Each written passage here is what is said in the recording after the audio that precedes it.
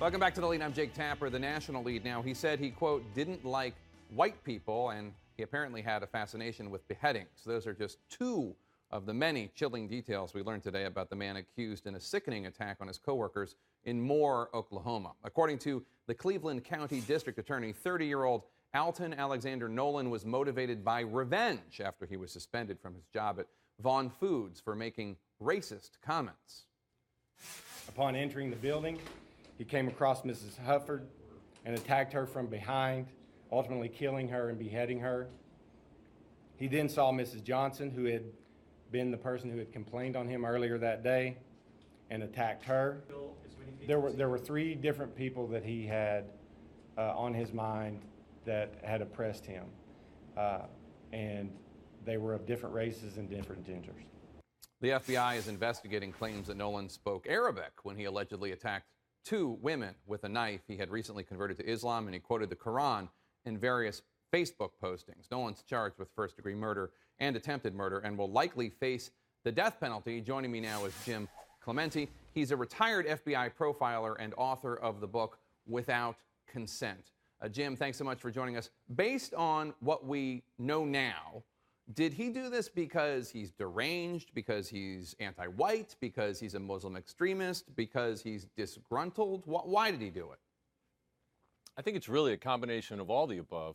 I think he just used this opportunity to get revenge, but he used also the mechanism of radicalized religion to actually sort of rationalize his behavior.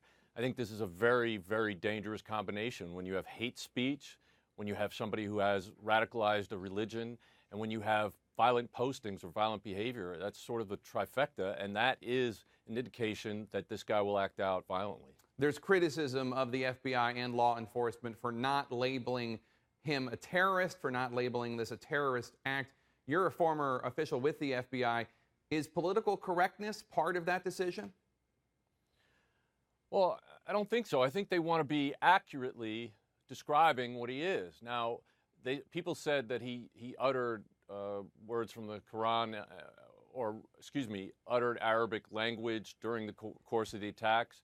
Unless those words were actually translated, unless we actually know what he said, we don't know exactly what he was saying and whether this was a terroristic act or really just a revenge act where he kind of wanted to make it seem like it's more than what it actually was. Do you think there was any way for anyone to have anticipated that he was capable of such violence? And if so, what could they have done?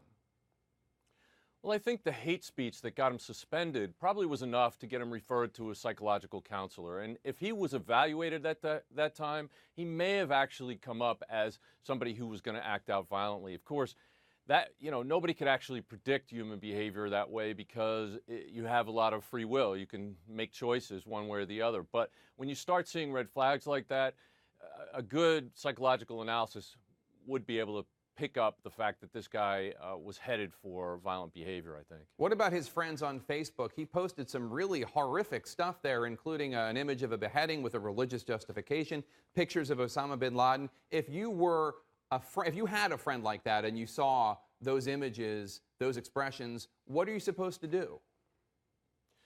Well, first of all, they can report that kind of stuff to the online organization. But I think that kind of thing, where he's actually posting those pictures of beheadings, violent behavior, speaking hate speech, I think those things kind of rise to the level that you might want to notify law enforcement in your area. And I think that's really what's going to actually prevent these kind of things from happening. A groundswelling of support from people out there, the general public, are the ones that have the eyes and ears on all these pages. He has friends, he has people he talks to. If he's talking that way, if somebody you know is talking that way and acting this way and posting these things, well, get him some help. Maybe we can prevent this from happening. Retired FBI profiler Jim Clemente, thank you so much. Appreciate your time.